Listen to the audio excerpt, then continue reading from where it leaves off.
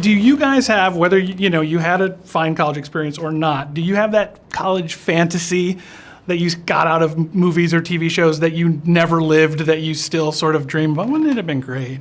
I think I did everything I wanted to do in my college years. I went abroad for a year, and I changed majors 4 times, and I had a second senior year. You really wasted time. No, I was a studious lad, but second senior year. And I partied a fair amount. So, and I got to do this. The thing that was most attractive in college is I always admired the guys who stayed over the summer. Like who spent their summer in college. I always went home and worked and made money. Okay. But people are like, oh, you got to stay here during the summer because the parties are even better, and you have free run of the place. So I even did a week in the summer one year. So I did it all.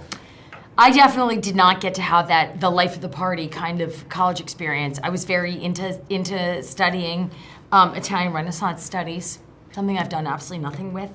I would love to have had that experience, but I'm just not sure it's in my temperament to be like out all night. I don't have partying stamina. Somebody asked us if we were pre-party or post-party. I'm like, pre-party, earlier the better. Being a mom suited me. I got, you do your drinking at 5 p.m. You're done by 7. It's all over. Did you have that one night though where you're like, this is your college story that you tell people, like this was my wild night? Oh yeah.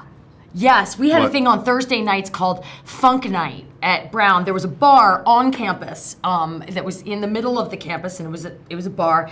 And they would I don't remember, they played dance music, but there was a wall that surrounded it. It was sort of a pit in a sense. And my friend and I were up on the wall. I mean, it was very dangerous, dancing and drinking, which is not a good combination, on top of a wall, and I was like, this is college. Oh no. That was college.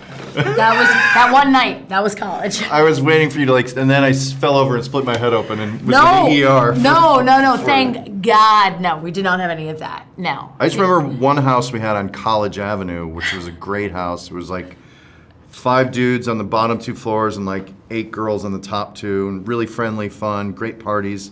The fire inspector came one day and he was checking the smoke alarm for batteries, and a huge bag of marijuana fell out of the smoke alarm. And the fire just fell on the ground. Somebody had stashed it and hidden it there for some reason.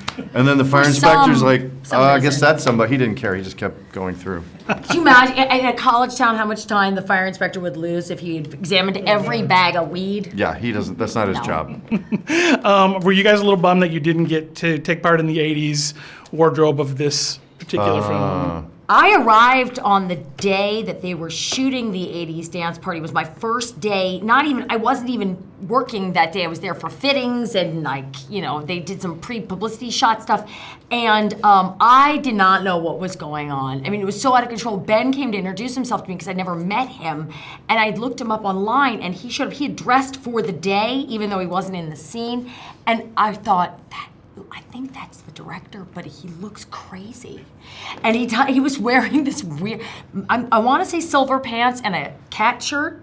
I'm not sure if it said 80s as much as we are really out to lunch. And everybody's dressed so eclectically that I got very confused. I like new wave 80s. I miss the new wave 80s, but the traditional asymmetrical haircut. Yeah, that stuff is what I like.